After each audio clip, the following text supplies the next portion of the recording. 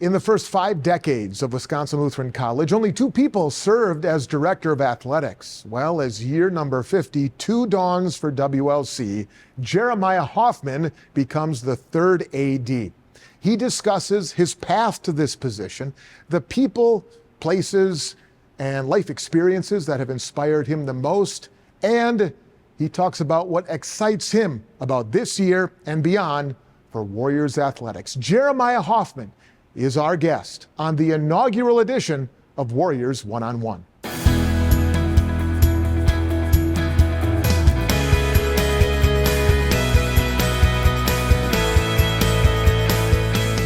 Jeremiah, thank you for doing this. I can only imagine how busy life is right now, and to be able to find the time in your schedule to do this, I appreciate it very much. Let's just start with the basic. How's it going so far? About 2 months in, full board to the gig. How's it going? Yeah, good. It's going really well.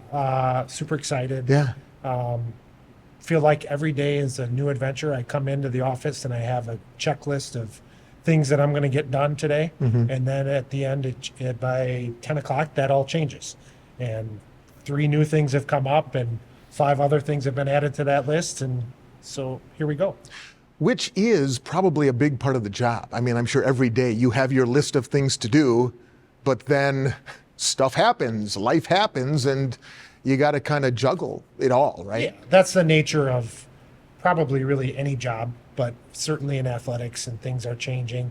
And it's just the college as a whole has some changeover, and lots of experience has retired and moved on to enjoy retirement. And so those of us that are still here are trying to figure out how they did it and how they balanced it. And so it's maybe a little bit more balls in the air right now, but I think over time, yeah, that's part of the daily life in this job. But when you don't quite know where to go to answer all those questions, that's what kind of slows it down. I've joked with you, I think, before about, I think maybe it was your first week on the job or so, and I said, well, what's your 100-day plan? Every president, every governor that begins a new regime has a 100-day plan.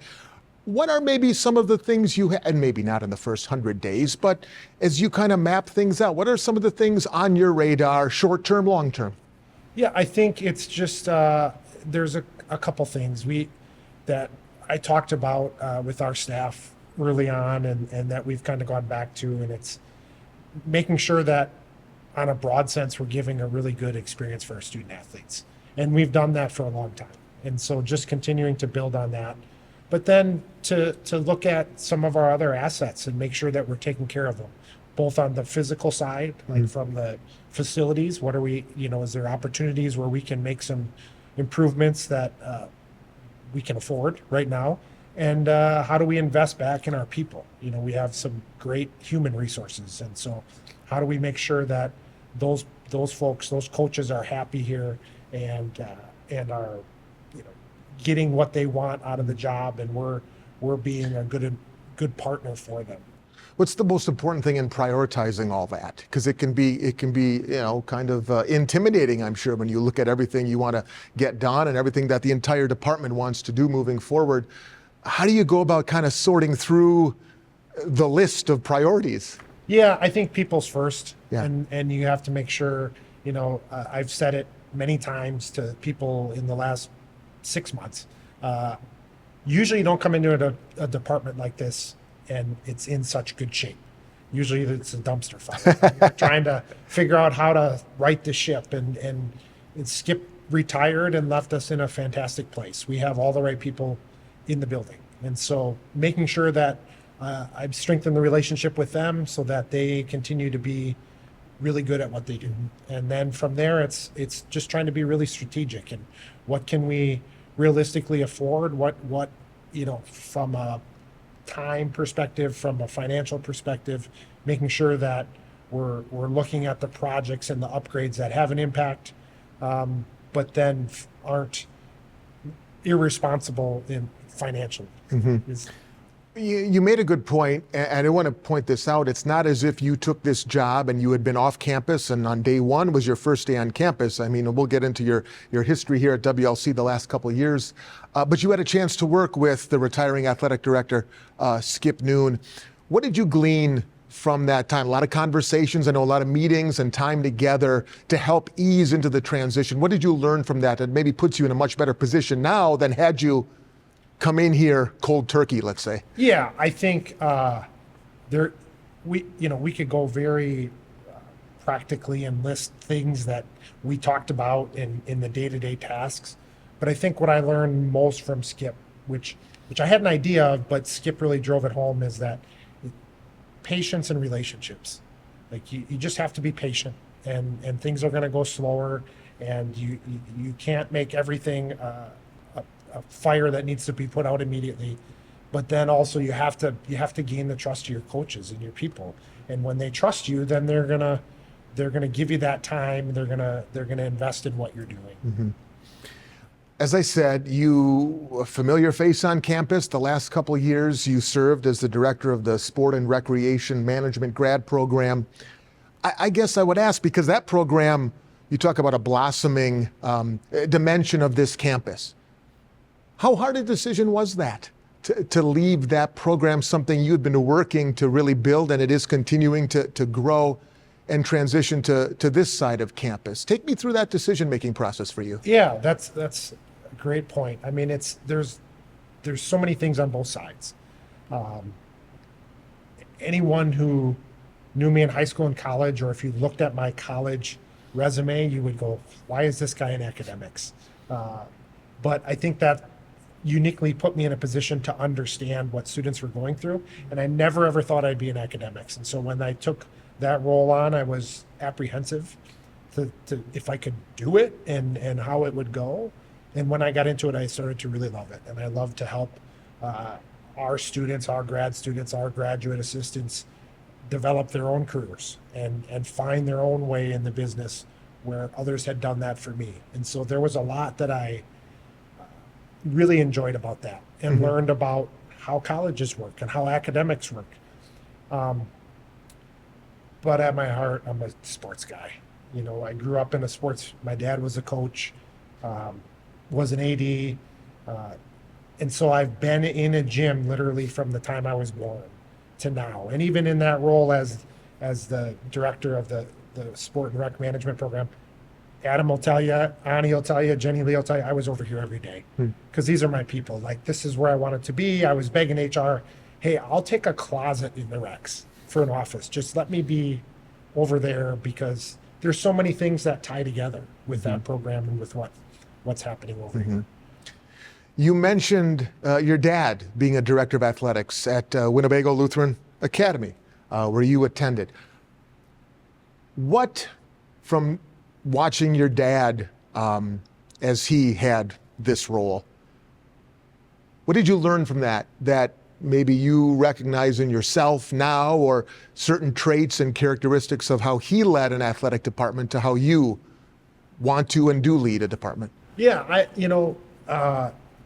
some of the same stuff that I talked about with Skip.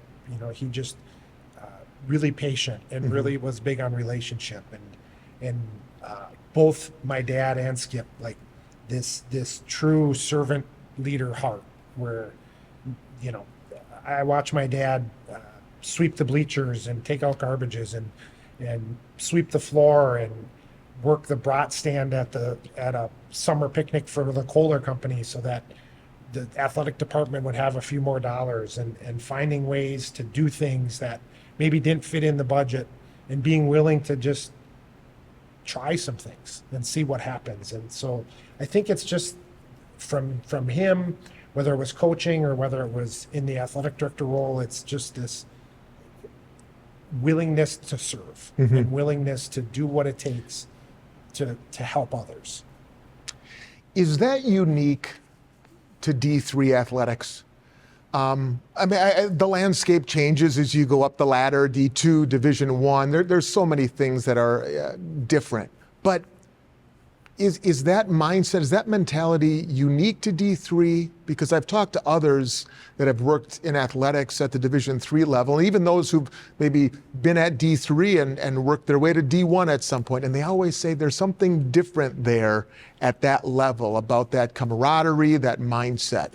How would you describe that? I think that's very true. And Same could be said in the smaller high schools, Yeah. like where my dad was an AD at Winnipeg Lutheran and at St. Mary Springs.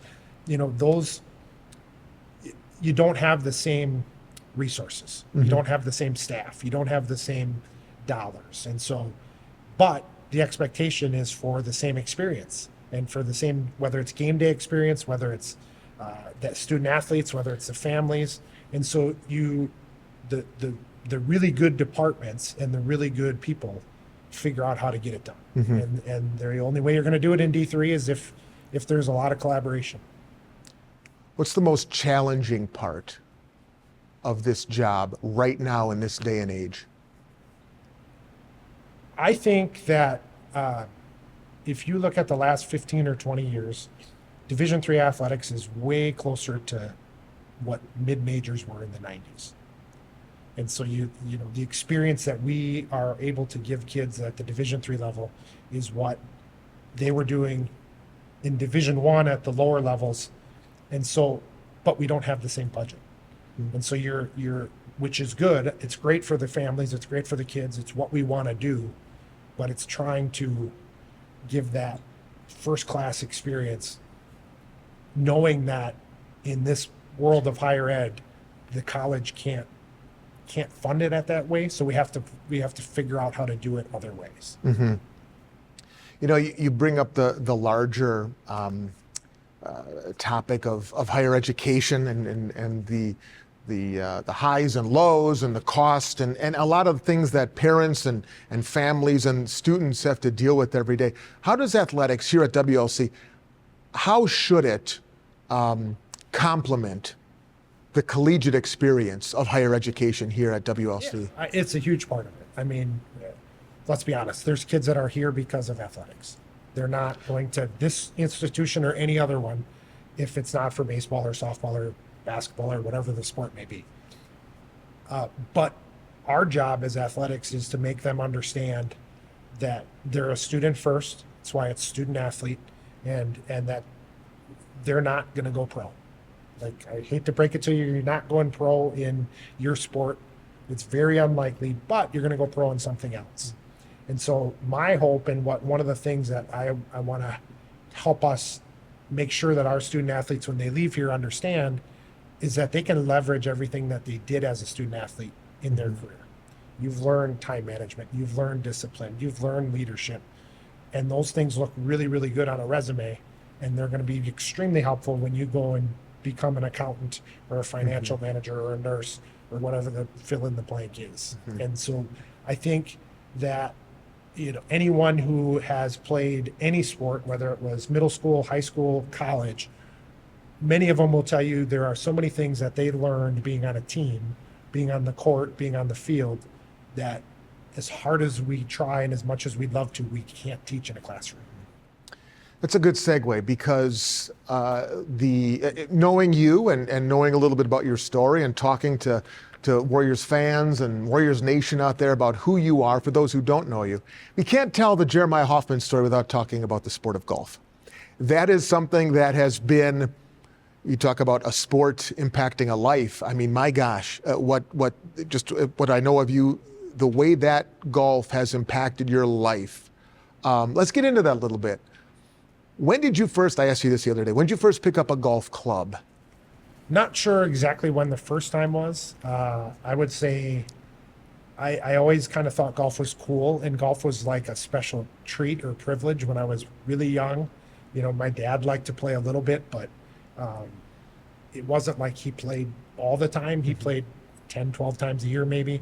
And so when I would get to go to the range or do things, when I was 8, 9, 10, 11, some stuff like that, that was really a big deal. And it was super exciting. And I was a baseball kid and basketball kid and everything else growing up, just like every other kid. And so I was super excited to try a new game that looked like fun. It looked like it was really exciting. And it was the spring of when I was in 8th grade that I really decided that golf was something that I wanted to be a part of. For whatever reason, my dad wasn't coaching a sport that fall. It was a beautiful fall, and we played a lot. We just went to Rolling Meadows Golf Course, where I've been for years, and we played 2-3 times a week after school. And I really got hooked.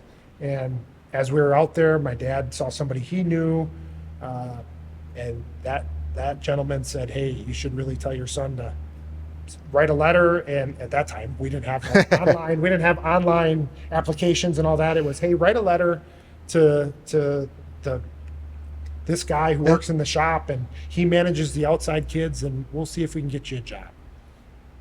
Did it, got the job, and here we are. That was 94. 31 years later, I've been doing something in golf in one way or another since then. Well, I was going to say, when I say, for those of you who don't know him, when I say that Jeremiah Hoffmann, golf is a big part of his life, I mean, you've played it, you've coached it, you're a certified PGA professional, you've been a golf pro at courses. I mean, you've checked almost every box there is to check in the sport of golf. What is it about golf that makes you a better athletics director here at WLC? Connect those dots. I think golf has a couple unique characteristics. You are on an island. There are not any subs. When you suck, you either keep sucking or you get better in round. You can't be subbed out. You can't take a timeout. There's no halftime. That's a T-shirt idea, by the way. Yeah. Keep going, sorry. Very much true. So it really teaches you you got to figure it out. You just got to figure it out on the fly. And that, depending on what level you're at, maybe you have a caddy, maybe not. And so sometimes you get help and sometimes you're it. And so you really figure out how to just get it done. And I think that is really, really useful as an athletic director. The other thing is you find out about character. It's a cliche, it's said over and over, but there's no officials in golf. There's nobody out there at the highest level. Obviously there is, but the weekend round, there are so many times where you can manipulate the game to your advantage. And the rules of golf are built on the premise that everyone's going to try their hardest and they're going to follow the rules and call penalties on themselves. And I think if you know anything about, especially D3 athletics, that's kind of how it is. Like there's not this big compliance arm of the NCAA in Division III that can watch for infractions and do things to figure out if you're breaking the rules or not. A lot of times it's self-reporting. It's you saying this isn't how things should be, and we need to change, or we need to self-report. And then it's just an overall character thing where people trust you and want to do business with you and whether it's donors or your coaches want to work for you because they know that you have that integrity and you're going to be straight with them. Before we wrap up this portion of the golf portion of the conversation, go ahead, tell the story. You met your wife on the golf course. We can't just brush that aside. We got to tell that story. Yeah. So ultimate cliche. I wasn't a middle-aged guy, but the middle-aged guy that hits on the bar cart girls. That was me. We were the same age. I came back from college and was kind of in a part where I was deciding whether I was going to go to school and be a Phi Ed teacher or if I was going to do this golf thing. And I was at school, came back, and my wife was an accountant or an accounting major at the time and had just finished KPMG, an internship up in the Twin Cities, and so got done with school early. In late March, early April, came back, and her dad said, "You need a job, and you're back at a good time. Why don't you go find a golf course?" And so I came back to school in the middle of May, and she had already been working there. And yeah, she was the bar cart girl, and I was the assistant golf pro. And now we have 3 kids, and 2 of them like to play golf. So it's the rest, as they say, is history. Before we play 5 questions, Jeremiah, let me take a step back again, big picture. What excites you most about this position as athletics director here at WLC? What gets you up every morning? What revs the engine the most? I think it's the potential and the opportunity that's there. As I come in, it's really, really hard, oftentimes, to follow a legend. And so Skip was here, and virtually everyone that knows anything about WLC athletics knows Skip. And so he did a phenomenal job growing this department from very humble roots to where it is now, to a well-established, competitive, solid institution within the NAC and within the D3, and well respected by our peers in our conference and state and beyond. And I think we got to a really high point under Skip. And I think we're just in a position where we can go even higher. And it's because of that foundation that he laid that we can do some new cool things that are on the horizon, whether it's more sports or whether it's game day experiences or whether it's new facilities.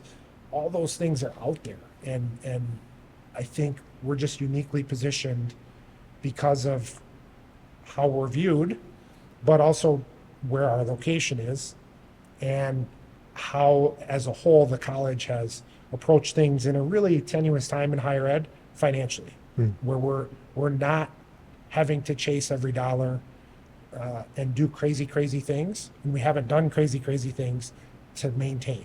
And so that positions us as we move into this new era of higher ed to be successful.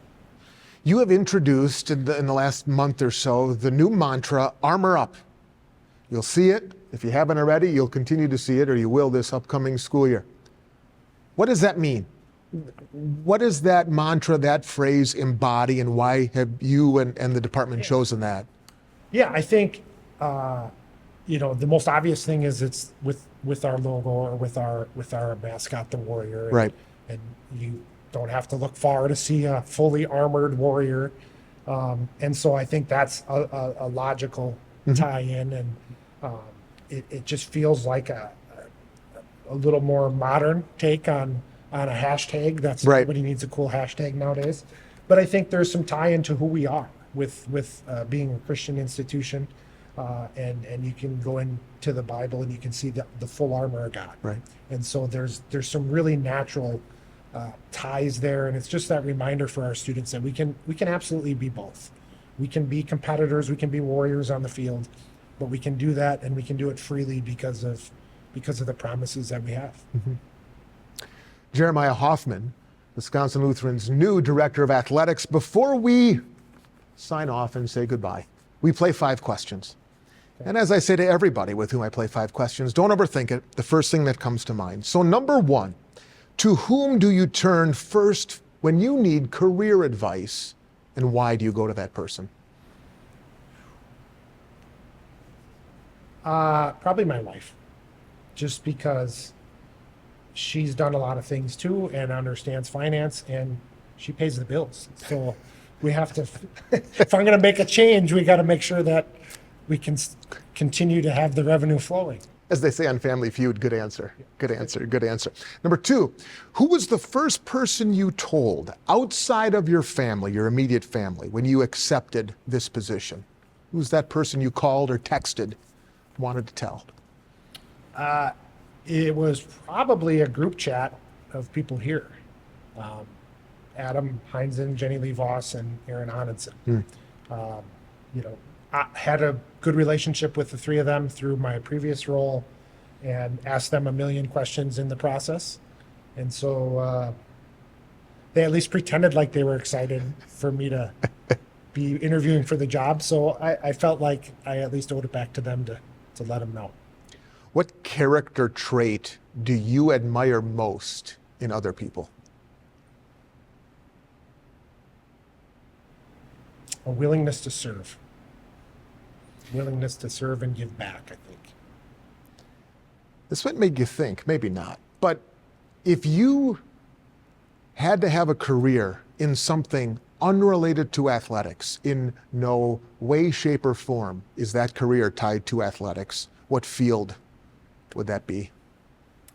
I'd try and be a banker because they have banker's hours, and I'd be able to play more golf. Another good answer. And speaking of golf, number 5, you're putting together your dream golf foursome. So it's you and what 3 others? Past, present, living, no longer with, whoever. Yeah. You and what 3 people? I think it would be That's a tough one. So I think for sure it would be my son Tyler, Okay. my dad, who's not very good, but that's okay.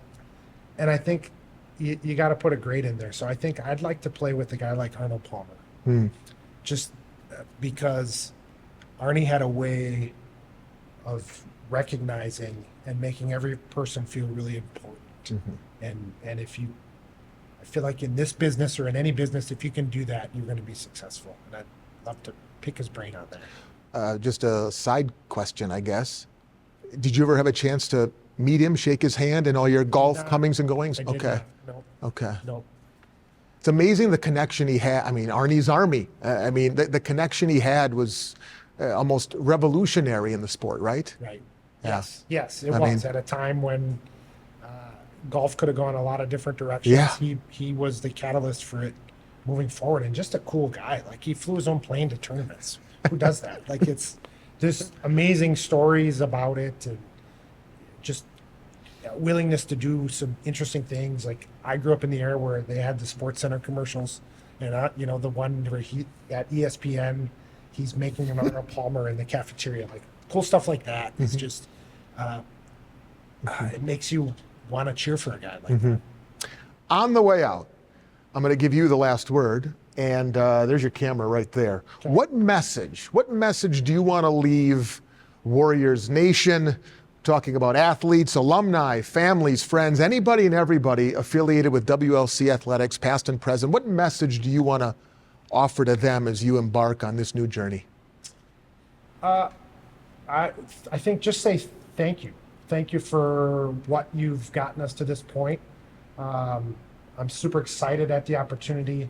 I'm going to give it everything I have to build on what we have. And we'd love to see you re-engaged. If you're an alumni and you're at stuff already, we'd love to see you at more. If you haven't been to something in a while, we'd love to have you come back. And for our own student athletes, we're here to give you the best possible experience you can. Parents, thanks for trusting us. And I guess just I'm excited. Yeah. I think at the end of the day, I'm really, really excited for the opportunity, and can't wait for us to get the rest of our athletes here and have some competitions and contests and games take Right. place. Get it going.